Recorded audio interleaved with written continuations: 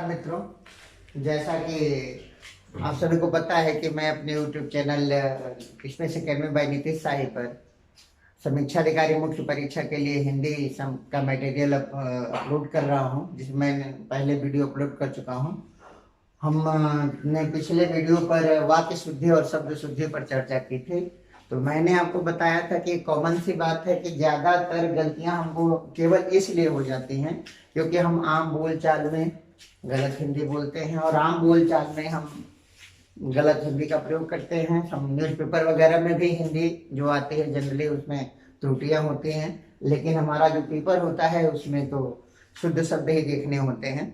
तो हमको सामान्य से शब्दों पे फोकस करना है और शब्दों से ही वाक्य बनते हैं। तो शब्द सही होगा तो वाक्य अपने आप से ही सही हो जाएगा।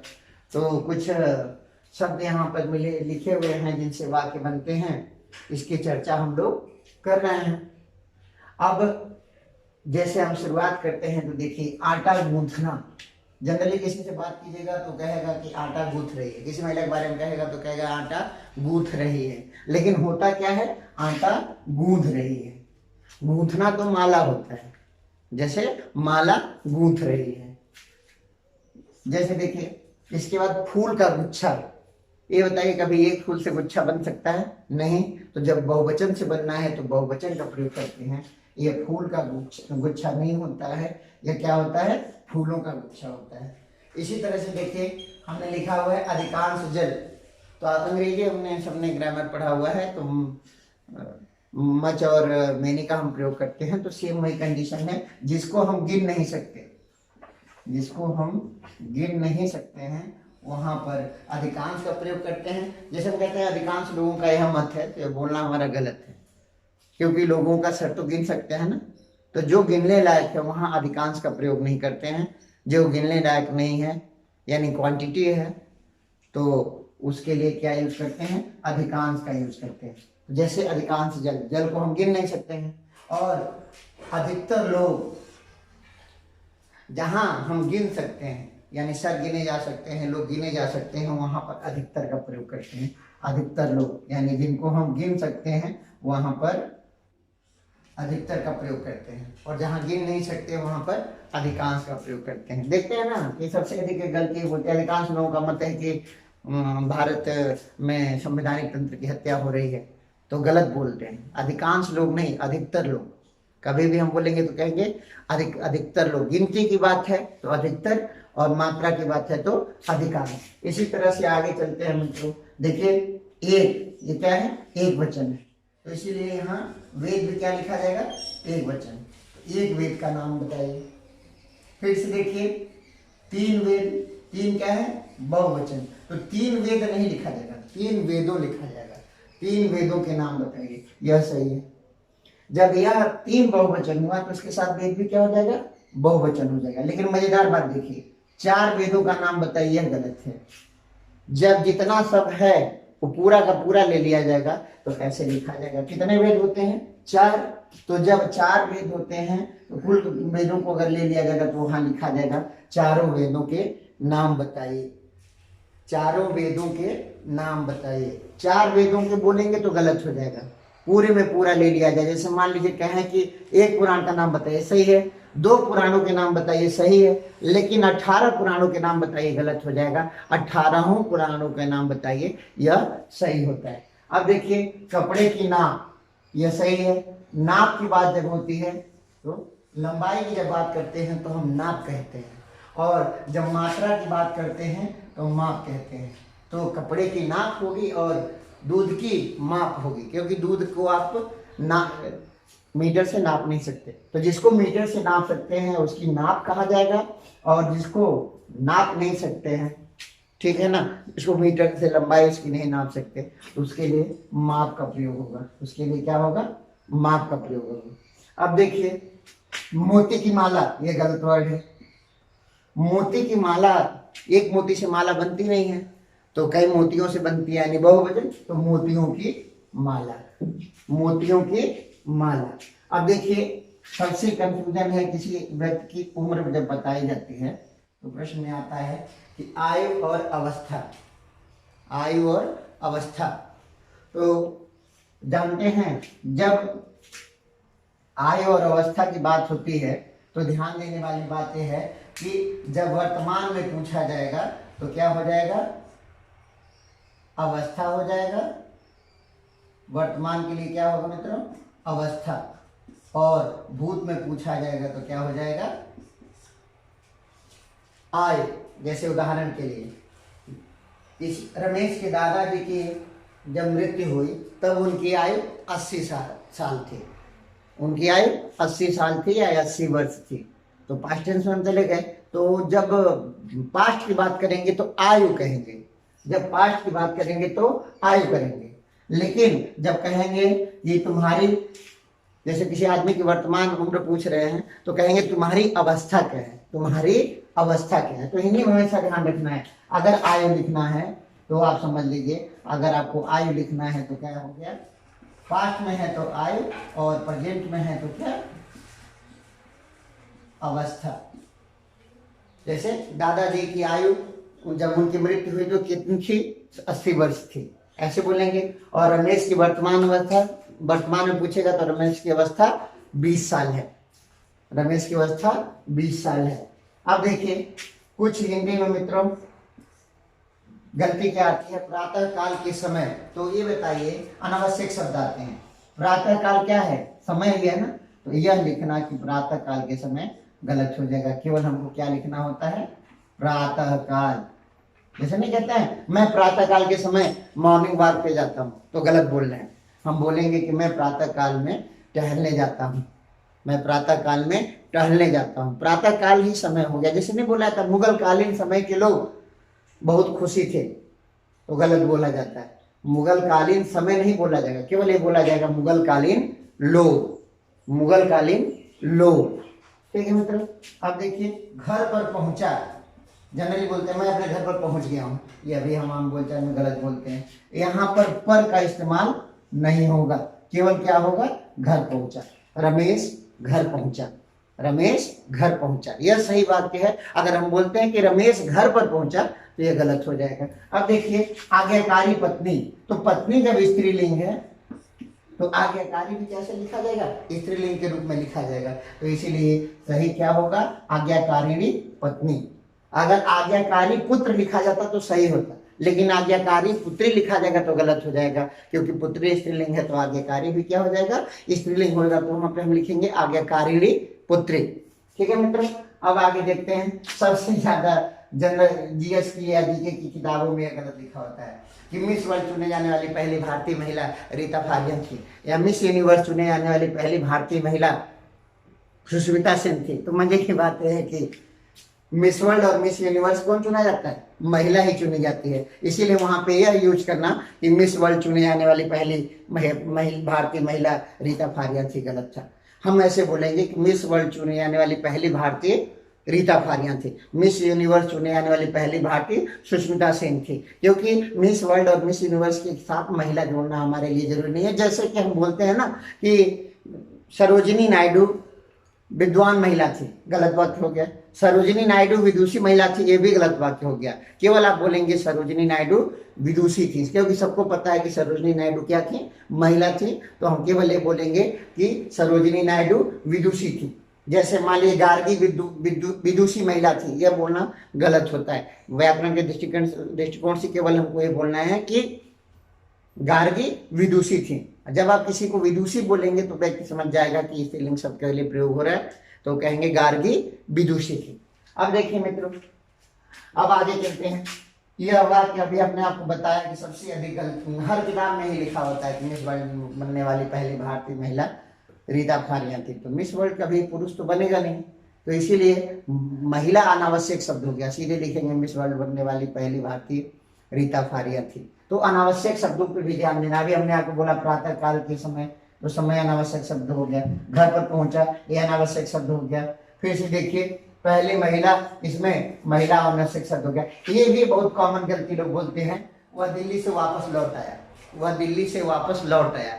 अगर आप किसी से बताएंगे कि वो दिल्ली से लौट आया तो समझ जाएगा कि वो दिल्ली गया हुआ था, वापस डालने की जरूरत नहीं है। लेकिन हम अपने तरफ से सुंदरीकरण कर देते हैं, वाक्यों का क्या कर देते हैं कि वापस लिख देते हैं, तो ये गलत हो जाएगा। सीधे लिखेंगे वह दिल्ली से लौटा, वह दिल्ली से लौटा या दिल्ली से वापस आ गया, यानी ये भी शब्द क्या हो गया, अनावश्यक हो गया। फिर देखिए विलाप करके रोने लगा, तो विलाप करना ही क्या होता है, रोने लगा। विलाप करना ही क्या होता है, रोना होता है। तो या तो आप लिखेंगे विलाप करने लगा या तो रोने लगा, इनमें से कोई भी अनावश्यक शब्द हम क्या कर देंगे, एक हटा देंगे। वह विलाप करने लगा वो भी सही है, वह रोने लगा वो भी सही है, लेकिन वह विलाप करके रोने लगा यह गलत हो जाएगा। दोनों में से एक ही शब्द का प्रयोग होगा। तो हमें ये देखना है कि वाक्य शुद्धि में अनावश्यक शब्द जो आते हैं उनका भी ध्यान रखना है कि उनको हटाना है। देखिए वह लगभग सो गया, ऐसी कोई व्यवस्था नहीं होती है, ऐसी कोई व्यवस्था नहीं होती है कि कोई लगभग में सोता है, या तो लगभग पूरा जगा रहेगा या तो पूरा सोया रहेगा।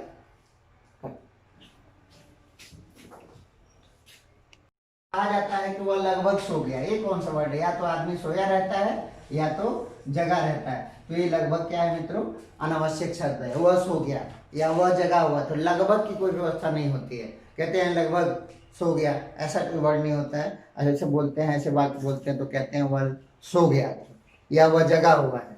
ये नहीं बोलेंगे कि वह लगभग सो गया है, लगभग जगा हुआ है। अब देखिए चलती चलती, तो इसका ध्यान रखिएगा मित्रों, कभी भी ये हमेशा पुल्लिंग में ही लिखा जाता है। चलते चलते गिर पड़े, चलते चलते, जैसे हंसते हंसते रोने लगा, हंसते हंसते रोने लगी, तो यहाँ हंसती हंसती नहीं होगा, क्या हो जाएगा, ये गलत है। यहाँ पे क्या हो जाएगा, चलते चलते।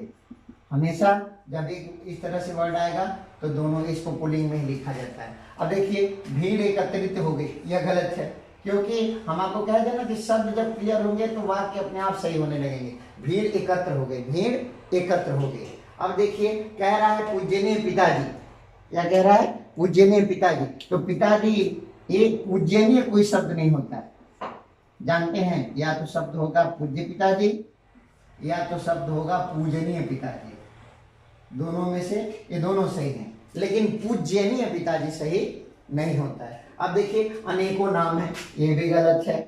अनेकों कोई शब्द नहीं होता है, क्या होता है, अनेक होता है। मैंने आपको पहले ही बताया था कि शब्द क्या होता है, अनेक होता है। अब देखिए कह रहा है कि वाल्मीकि विद्वान पुरुष थे, तो सबको पता है कि वाल्मीकि किसका नाम होता है, पुरुष का। वाल्मीकि कौन थे, पुरुष थे। तो केवल ये लिखेंगे कि वाल्मीकि विद्वान थे, ये पुरुष लिखने की आवश्यकता नहीं है। अगर विद्वान व्यक्ति किसी को लिखा जा रहा है तो सही है, लेकिन महिला को भी विद्वान व्यक्ति कह सकते हैं, पुरुष को भी विद्वान व्यक्ति कह सकते हैं, लेकिन विद्वान पुरुष या विद्वान महिला कहना सही नहीं होगा।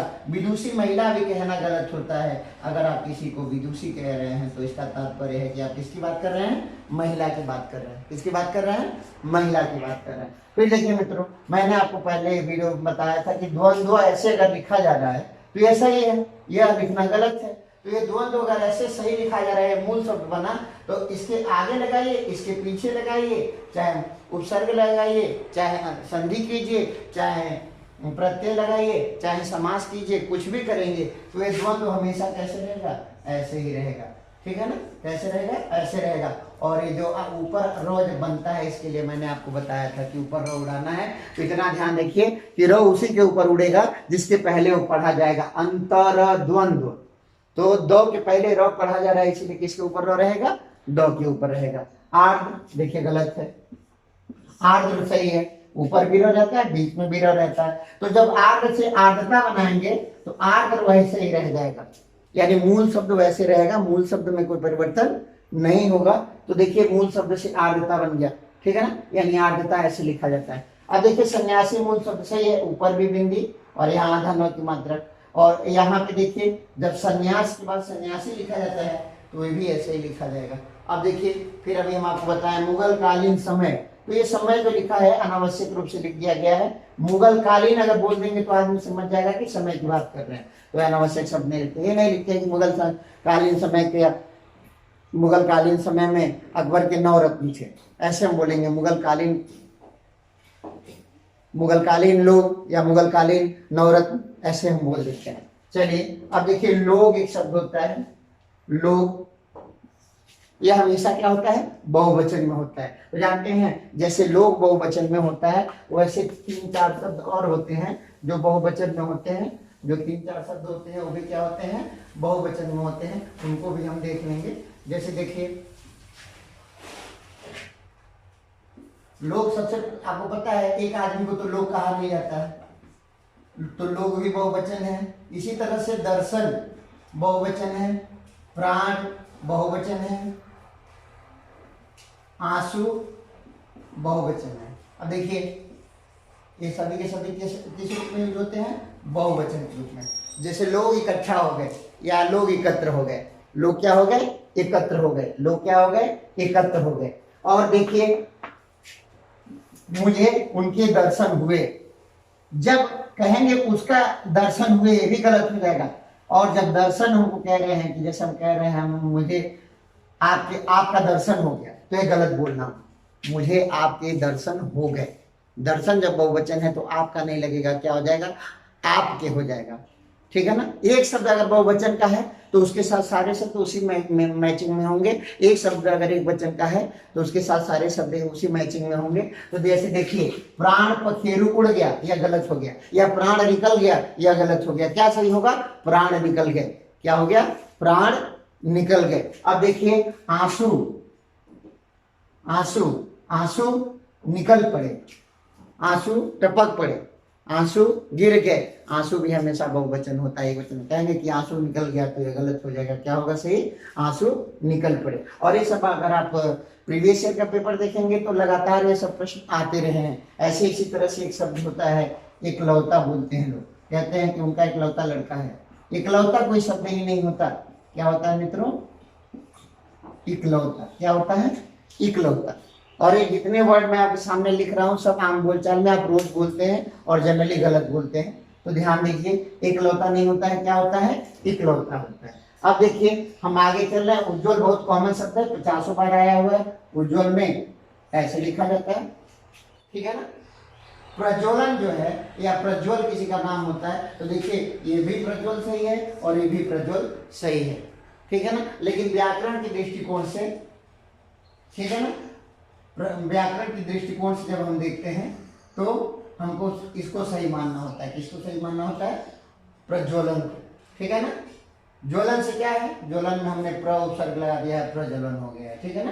क्या लगा दिया है? ज्वलन, ज्वलन होता है ना, गलन, ज्वलन होता है यानी गर्म करना, उसी के आगे प्र उपसर्ग लगा दिया तो क्या हो गया? तो अगर केवल व्याकरण के दृष्टिकोण से देखेंगे तो कौन सा सही होगा? प्रज्वलन, ठीक है ना। इसी से प्रज्वल भी बन जाएगा।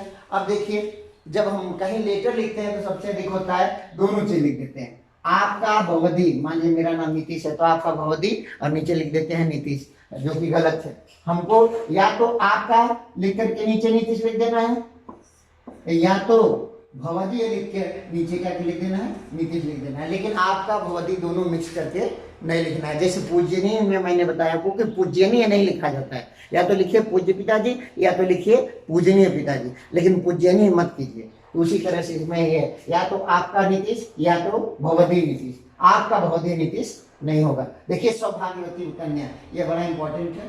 सौभाग्यवती कन्या में क्या होता है? सौभाग्यवती जानते हैं किसको कहते हैं? सुहागन को कहते हैं। तो नहीं आता है कि आपकी सौभाग्यवती कन्या का विवाह अगले माह है, या उनकी सौभाग्यवती कन्या का विवाह अगले माह है, तो सब सीधे सीधे गलत हो गया।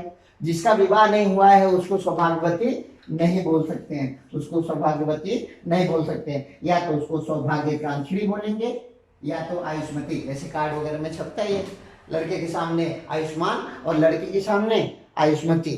तो जानते हैं जिसकी शादी होने वाली है उसको कहते हैं आयुष्मान आयुष्मती, और जिसकी हो गई है उस लड़की को कहते हैं, उस महिला को कहते हैं सौभाग्यवती, मतलब सुहागन। सामान्य भाषा में कहिए तो सुहागन। तो जिसका विवाह होने वाला है उसको सौभाग्यकांक्षी कहिए या आयुष्मती कहिए, लेकिन सौभाग्यवती नहीं कह सकते। अब देखिए 4 पूड़ियां, तो ये देखिए बहुत जरूरी है। अगर एक पूड़ी की बात करेगा, अभी मैंने कहा है कि अगर वो कहेगा कि 1 बजा है, मैंने पिछले वीडियो में आपको बताया था कि समय से पूछा जाता है कितने बजे हैं। जनरली हम आम बोलचाल में बोलते हैं कितना बजा है, लेकिन गलत है। सही क्या है कि कितने बजे हैं। और जवाब देने वाला जब कहता है तो कहता है 1 बजा है। 1 वचन है तो 1 बजा है। 2 बजे हैं, दो बहुवचन हो गया तो 2 बजे हैं। तो जब 2 बहुवचन हो गया तो बजा का क्या हो गया? बजे। 9 बजा है, ये गलत हो जाएगा। क्या बोलेंगे? 9 बजे हैं। क्या बोलेंगे? 9 बजे हैं। इसी तरह से 10 बजे। वही कहानी है पूड़ी में भी। 4 पूड़ियां खाई, 5 पूड़ियां खाई, जब 4 और 5 क्या हो गया, बहुवचन हो गया, तो उसी तरह से 4 पूड़ियां खाई, 5 पूड़ियां खाई, ये भी क्या हो जाएगा, बहुवचन में आ जाएगा। तो हमको यही ध्यान देना है। जैसे अगर कहेगा 1 पूड़ी तो सही है, 2 कहेगा तो पूड़ियां, 3 कहेगा तो पूड़ियां, 4 कहेगा तो पूड़ियां। जैसे कहता है पेपर में आता है दंगे में 10 गिरफ्तारी हुई, कहता है कि दंगे में 10 गिरफ्तारी हुई, दंगे में 10 गिरफ्तारी हुई, तो जानते गलत है। 10 क्या है, बहुवचन है, तो गिरफ्तारी भी कैसे लगेगा, बहुवचन। मैंने कहा कि सारे शब्द एक ही वचन में होने चाहिए, तो क्या हो जाएगा, ये 10 बहुवचन है, तो गिरफ्तारी भी क्या हो जाएगा, बहुवचन। क्या हो जाएगा, बहुवचन। 10 गिरफ्तारियां हुई, दंगे में 10 गिरफ्तारियां हुई। इसी तरह से देखिए चिड़ियाएं कोई शब्द नहीं होता, ये चिड़िया का बहुवचन बनाते हैं तो चिड़ियाएं कोई शब्द नहीं होता है। जानते हैं क्या शब्द होता है, चिड़िया। ये चंद्र बिंदु जब लगा देते हैं तो क्या हो जाता है, चिड़िया, और चिड़िया ही क्या हो जाता है, बहुवचन हो जाता है। तो हमको ये हमेशा ध्यान देना है वाक्य शुद्धि और शब्द शुद्धि में कि जो हम आम बोलचाल में प्रयोग करते हैं उनको एकदम से सही ना माने, जो व्याकरण के दृष्टिकोण से सही है उनको ध्यान दें। अभी मैंने आपके सामने इतना लिखा हुआ है, पिछले वीडियो में भी मैंने दिया था। और जनरली ये सारे शब्द हम रोज बोलते हैं और रोज पढ़ते हैं, लेकिन हम आम बोलचाल में 99% गलत बोलते हैं। लेकिन हमको व्याकरण के दृष्टिकोण से पेपर देना है, तो पेपर के अनुसार हमको ऐसे ही बोलना होगा, और इससे आपको फायदा मिलेगा निसंदेह रूप से परीक्षा में, क्योंकि एक प्रश्न 2 अंक का होता है, 2 अंक बहुत होते हैं सिलेक्शन के लिए। जो टॉपर होगा समीक्षा अधिकारी में, और जो सबसे लो रैंक पे होगा, दोनों लोगों में अगर बहुत ज्यादा अंतर होता है तो 20 नंबर 25 नंबर का होता है, और एक एक अंक आपके लिए महत्वपूर्ण है। तो मुझे आशा है कि आपको इससे फायदा होगा। अब देखिए अगर आपको पीडीएफ नोट चाहिए तो आप इस नंबर पर मुझे व्हाट्सएप कर सकते हैं, और कोई भी प्रश्न अगर आपको पूछना हो परीक्षा देते समय, मतलब परीक्षा संबंधित प्रश्न आप पढ़ रहे हैं, कोई प्रश्न नहीं समझ में आ रहा है, तो आप इस नंबर पे 78 80 55 56 57 पर फोन व्हाट्सएप कर सकते हैं। अपना प्रश्न लिख करके व्हाट्सएप कर दीजिए, मैं 24 घंटे के अंदर उस प्रश्न का जवाब आपको ऑडियो मैसेज या व्हाट्सएप में टेक्स्ट मैसेज के रूप में करके आपको दे दूंगा। तो आप कभी भी चाहे कोई भी प्रश्न पढ़ते समय नहीं समझ में आ रहा है, लेकिन वो प्रश्न केवल वो परीक्षा से संबंधित हो, ठीक है, तो मैं आपको पूरी तरह से सही से जवाब दे सकता हूं। आप से फिर से वही कहूंगा कि ज़्यादा से ज़्यादा लोगों को जोड़िए यूट्यूब पे, और उसके बाद से व्हाट्सएप पे।